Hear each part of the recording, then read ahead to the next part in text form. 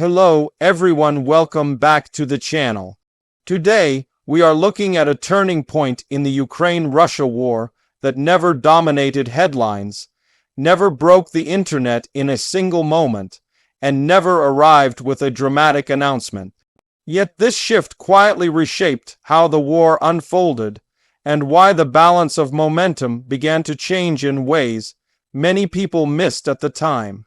When most people think about turning points in wars, they imagine massive battles, sudden territorial collapses, or shocking political speeches. But real turning points are often slower and less visible. They happen in patterns, decisions, and adjustments that only make sense when viewed over time. This war is a clear example of that reality. Early in the conflict, the focus was on speed and shock. Russia pushed forward with the expectation that pressure alone could force rapid results. The world watched columns move, cities come under threat, and lines shift on maps. At the same time, Ukraine was forced into immediate defense, reacting to moves rather than shaping them. What did not make headlines was how quickly Ukraine began learning, not just on the battlefield, but in logistics, coordination, and timing. These were not flashy changes. They did not produce instant victories, but they slowly altered the rhythm of the war. Instead of trying to match power with power, Ukraine began focusing on disruption. Small, precise actions started replacing large, costly engagements. Supply routes became targets. Communication delays became opportunities. Every hour of delay mattered more than every kilometer of land. Russia, meanwhile, continued to operate under assumptions formed early in the war. The belief was that pressure would eventually break resistance. But pressure only works if the system underneath can sustain it. Over time, that system began to show strain. One of the quiet shifts was how battles were chosen. Ukraine became more selective. Not every advance was challenged directly. Some were allowed, only to be stretched thin later. This approach confused observers who expected constant resistance everywhere. The result was a battlefield that looked stable on maps, but unstable in reality. Lines existed, but behind them were growing logistical gaps. Units were present, but their effectiveness varied widely. This gap between appearance and reality is where the turning point lived. Another overlooked change was tempo. Ukraine learned how to slow the war down for the opponent while speeding it up internally. Decisions were made faster. Intelligence was shared more efficiently. Local commanders gained more flexibility. Russia, by contrast, struggled with adaptation. Adjustments happened, but often slowly. Layers of command created delays. What worked once was repeated even when conditions had changed. This rigidity did not cause immediate collapse, but it steadily reduced effectiveness. The headlines still focused on major offensives and defensive lines, but the real story was happening between those moments. It was happening in how resources were used, conserved, or wasted.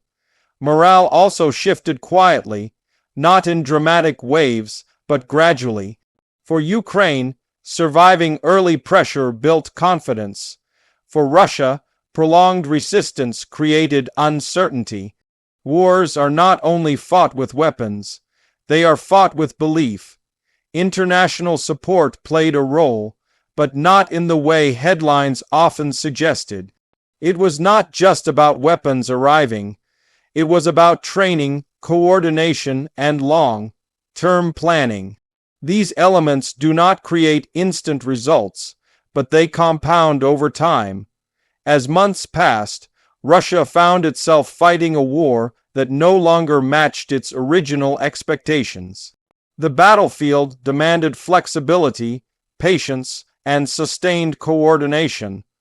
These are qualities that take time to build and even more time to adjust. Ukraine, having been forced into adaptation early, was already operating in this environment. That early disadvantage became a long-term advantage. This reversal did not happen in a single week. It unfolded quietly. Another part of this turning point was information. Not propaganda headlines, but real-time understanding of conditions. Ukraine improved how it gathered, shared, and acted on information. This reduced wasted effort and increased precision. Russia still had resources and strength, but efficiency matters. Over time, inefficiency becomes vulnerability. When effort does not translate into progress, momentum slows. When momentum slows, pressure loses its impact. Observers often asked why certain areas held longer than expected. The answer was not always superior defenses. Sometimes it was simply better timing. Engaging at the right moment mattered more than engaging at every moment. The war became less about dramatic advances and more about endurance. Endurance favors those who manage systems better, not just those who strike harder. This shift rarely makes headlines because it lacks spectacle. Even setbacks for Ukraine did not reverse this deeper trend. Losses occurred, as they do in all wars, but the underlying structure remained intact. Learning continued. Adaptation continued. For Russia, each setback required more effort to correct. Adjustments became reactive rather than proactive. This difference in posture is subtle, but critical. Proactive systems shape events. Reactive systems chase them. The turning point, then, was not a battle. It was a change in how the war was being fought. Once that change took hold, outcomes became more predictable even if individual events were not. Maps still moved slowly. Headlines still came and went, but the foundation had shifted. Control was no longer defined by how much ground was taken in a week, but by how well pressure could be sustained over months. This is why some offensives appeared to stall without obvious reasons. The visible action did not reflect the invisible constraints. Logistics, morale, coordination, and timing were deciding factors long before results appeared. The war entered a phase where patience mattered more than speed. Planning mattered more than shock. Systems mattered more than symbols. This phase is less dramatic, but far more decisive. Understanding this helps explain why predictions often failed. Analysts looking only at numbers missed relationships. Those watching only headlines missed patterns. The turning point lived in those patterns. As time goes on, this quiet shift continues to shape outcomes. It reminds us that wars are not won by moments alone. They are won by processes that rarely make the news. This is the turning point no headlines covered, not because it was unimportant, but because it was gradual. And in war, gradual changes often matter the most. If you found this breakdown useful, take a moment to think about how many other events we misunderstand by focusing only on what is loud and visible.